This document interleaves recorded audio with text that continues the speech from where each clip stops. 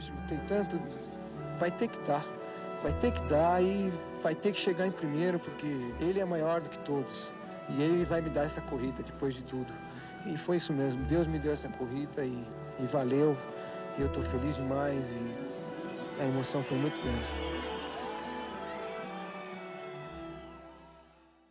Good evening. The former world motor racing champion Ayrton Senna has been pronounced clinically dead after a crash at this afternoon's San Marino Grand Prix.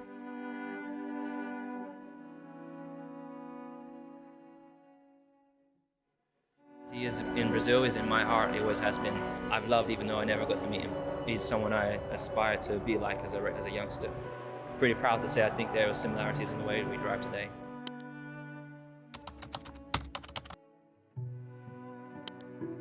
The name Ayrton Senna is etched in the legacy of motorsport, and there will never be another driver like him. Someone with the aggression to make the most incredible overtakes and the skill to take a slow 1984 Tolman and consistently finish in the points. There will never be another driver like the great Brazilian, and here's why.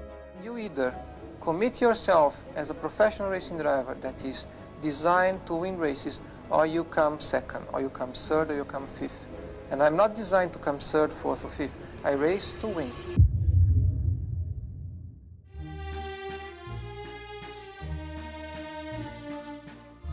Born on March 21, 1960, Ayrton Senna da Silva always had an affinity for motorsport, something that was not popular growing up in Sao Paulo. During the time of some of the Brazilian soccer greats, every youngster wanted to become the next Pelé, but Senna wanted to live out his dream of racing. His first opportunity would come at the tender age of just 13, quite old for racing drivers to start if compared to modern standards. But Senna would start with karting in his home nation. Due to his talent, the young Brazilian quickly found himself rising to prominence, snatching the South American Karting Championship at the age of 17. He would finish runner-up twice in 1979 and 1980. But Senna wanted to compete with some of the greats of the sport, and this meant that a shift to Britain was needed, where most of the single-seater competitions were held. Thanks to his consistency whilst karting, Senna began racing in the Formula Ford 1600, where he would drive for the Van Diemen team.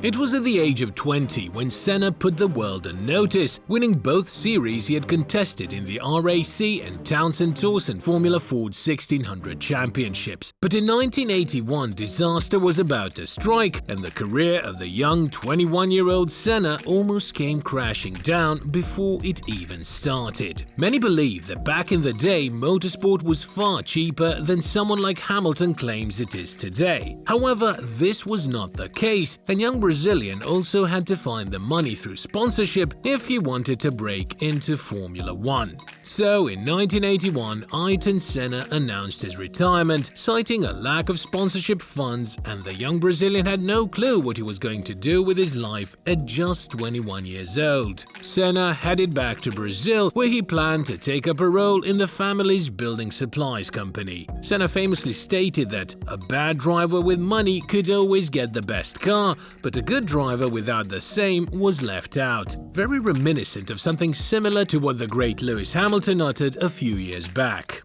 The problem with retirement was that Senna always longed for the sport he lived for at the time. His passion could never be stopped, which is why he went to his father and the Brazilian bank and loaned around £10,000 to give him the opportunity of racing for at least one more year. What is mind-blowing is the fact that after almost a year out of the sport of professional motor racing, Senna had one of his best amateur seasons ever. In 1982, Senna won 22 races, securing both the British and European Formula Ford 2000 championships. This put him on the map for the big teams who became interested, but Senna had one more thing to do before the big teams came calling. To finally make it to Formula One, Senna had one more stepping stone to overcome, and this would be in the form of the 1983 Formula 3 Championship. However, this would put Senna to the ultimate test, and he was faced with the likes of Martin Brundle keeping him company on the grid. Racing for Thruxton, Senna utterly dominated the opening sequence and won many of the first races. But Brundle was also eyeing for the same spot in Formula 1, and he would fight back in the second half, bringing the championship down to the wire in the final race of the season. Thanks to a brilliant pole from Senna, it meant he could control the race, something that would be very important later in his career. Ultimately, Senna led from start to end, securing the title, and to top it all off, he would win the inaugural Macau Grand Prix as well, which proved to be the final push for Formula 1 to come calling. But finding a team was another challenge Senna had to deal with. Senna was offered to test with many teams on the grid. Unfortunately, Ferrari had not been one of these teams, but back in the day, Williams was dominating, and they offered Senna his first shot at testing a Formula 1 car. Senna went on to test with McLaren, but both Williams and McLaren informed him that there were no open seats. For Senna, this meant that the only seat and team willing to take him was Toleman, and Senna would not think twice about saying yes.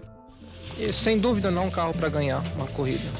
Ele não vai ter condições de competir contra uma Ferrari, uma Renault, uma Brabham, mas carro para subir no pódio, quem sabe já no ano que vem. Toleman never had the funding or designs to compete with the greater teams. This meant that Senna was left with an unremarkable and slow car, but this was exactly what he needed, and he outdrove the car on many occasions. He's having a go here, and he's done it!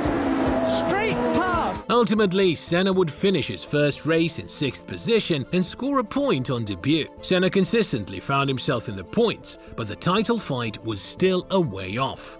However, much like Max Verstappen's impressive victory in 2016 when Rosberg and Hamilton went off, Senna capitalized on the fight between Lauda and Prost. One of the most spectacular moments came at a soaking wet Monaco Grand Prix, and Senna. In what was a chaotic race, Senna was in a lower position after qualifying, but everyone was struggling in the wet conditions. Senna found himself weaving through the field, eventually ending up in 2nd place behind Alain Prost. At one point, Senna was cutting 4 seconds a lap into the lead of Prost, eventually overtaking him on lap 32. Unfortunately, the red flag came out a moment later, and the race was stopped with the results of the previous lap being on it. Senna ultimately finished 2nd and scored his first podium. The following year, Senna was offered a new deal to race for Lotus Renault, where he would first establish himself as one of the biggest threats. But this was only the start, and the Senna you know today was born. Upon starting his season with Lotus, Senna quickly found that Lotus was not as competitive as he initially expected. The young Brazilian, however, had different plans, and in the 2nd race in Estoril, he took his first pole position. Senna utterly dominated the race and would finish around 1 minute and 3 seconds ahead of the 2nd place driver Alboreto, who was the only driver to stay on the same lap as the great Brazilian. Senna picked up a few more wins throughout the year, but his relationship with teammate Elio De Angelis soured, and many expected he would depart to Brabham the following year. Nevertheless, Senna relented, and in 1986 the Brazilian was leading the championship after the first 2 races. Senna would score 8 pole positions in 1986, but as the midway point came around, reliability plagued the Brazilian, and he had to watch the title once again slip through his hands. But Lotus made the critical switch from Renault to Honda in the 1987 season. Senna and Honda became such a great combination that in 1988 the Brazilian followed Honda over to McLaren. This would be where Senna was ultimately tested, and his teammate for the season was the formidable Alain Prost. But Senna had one goal, and one goal only: defeat Alain.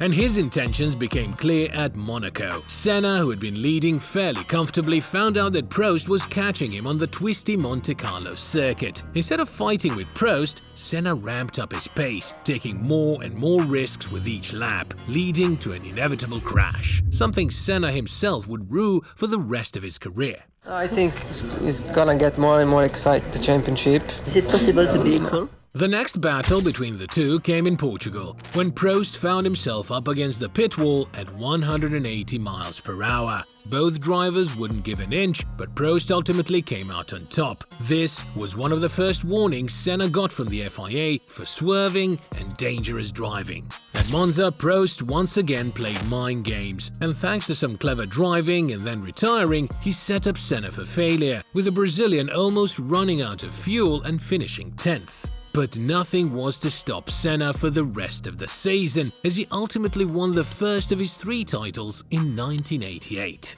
However, 1989 was remembered for one of the biggest controversies in F1 history, as the FIA would ultimately disqualify Senna when Prost drove him off the track at Suzuka. This gave the title to Prost, and he would run off to Ferrari, leaving Senna alone in the McLaren. It would take another year, and this time the tables were turned, with Prost needing to win at Suzuka and Senna leading the championship. This time, Senna refused to relent, as the two went side by side into the same chicane, ultimately leading to a high-speed crash, ending the race for both drivers and giving Senna back his championship. Ultimately, the legend of Ayrton Senna was established, and his incredible form meant that no one was truly in a position to contend. Senna went on to win his 3rd title in 1991, and in the 1992 season, he had to deal with one of the worst McLaren cars ever made. No one knew what was about to happen in 1993. Senna, now 32, was heading into the 1993 season with the hopes that McLaren had fixed some of their woes. Unfortunately, McLaren settled for a customer Ford V8 engine, and this gave Williams the edge in terms of race pace. However, Senna wouldn't relent, and even though his car was inferior, he finished the 1993 season in 2nd place, once again having to see the Frenchman, Alain Prost, hold the title. But even with this underpowered McLaren, Senna put up what many believe to be lap of the god at the 1993 European Grand Prix at Donington Park. In a lap that looked impossible, the Brazilian surged from 5th to 1st place in a single lap in treacherous, rainy conditions. After the frustrating 1993 season, Senna was certain that in 1994 he was going to break this again and retake his championship, but this time he moved to Williams. Things didn't go as planned for the Brazilian. The first 2 races saw him spinning out in Brazil and also crashing into Häkkinen at the Pacific Grand Prix. With the pressure now on Senna to find his legendary form, round 3 of the San Marino Grand Prix was to be the scene of his epic comeback. But as many times as Senna had shocked the world, the final time would be something no one ever wanted and completely changed the landscape of F1. The weekend was plagued by incidents, including Rubens Barrichello swallowing his tongue and Roland Ratzenberger crashing while going flat through the Villeneuve left-hander. Sadly, Ratzenberger lost his life. This spurred Senna to create the Drivers' Safety Group on the same day. In a race that was quickly under safety car conditions and which should have been stopped, the FIA relented. After the safety car restart, Senna was setting a great pace. However, on the next lap, at the now infamous Tamburello corner, the Williams veered off, smashing into the barriers at 135 miles per hour. A batida muito forte. This would sadly be the end of one of the greatest drivers ever and change the complexion of the sport. Dr. Sid Watkins retold the story of his conversation with Senna prior to the accident. "You have won 3 championships. You like to fish, so do I. Let's both quit today and go fishing." Senna simply replied, "I can't." After the crash, Michael Schumacher in his Benetton would go on to race, but could only say, "I won, but I had no satisfaction at all." But why would there never be another driver like the great Senna? The answer is simple. Aside from the hunger Senna had, even whilst being a 3-time world champion, was unquestionable. His unique throttle technique allowed him to constantly be on and off the throttle, revealing where the maximum grip of the car is around corners. To this day, other drivers still need a couple of practice sessions to figure this out. Senna was a religious man. He could draw on his inner strength and air of invincibility when pushing that car around the track. This lack of fear often allowed him to do the unthinkable, even on coldest tires and inferior cars. Senna himself was a paradox, someone who could flip from being disdainful and driven to showing care, even for his most fierce rivals. This was on full display during the 1992 Belgian Grand Prix, where Eric Kamars heavily cracked his Ligier at Blanchimont corner. Whilst the rest of the race continued to compete, Senna stopped his McLaren and got out of the car. He held Kamars' head upright while switching off his car. This is what Kamars had to say about the incident. "I had the bad luck to arrive first on that curve. From that moment, I do not remember anything because I crashed directly into the barriers." Kamars continued. He, Senna, stopped the car, he ejected himself from it and at his own risk came to my car and stopped the engine. Even with the yellow flags, the circuit was still very dangerous, so he searched for the circuit breaker and stopped the motor, preventing it from burning or even exploding.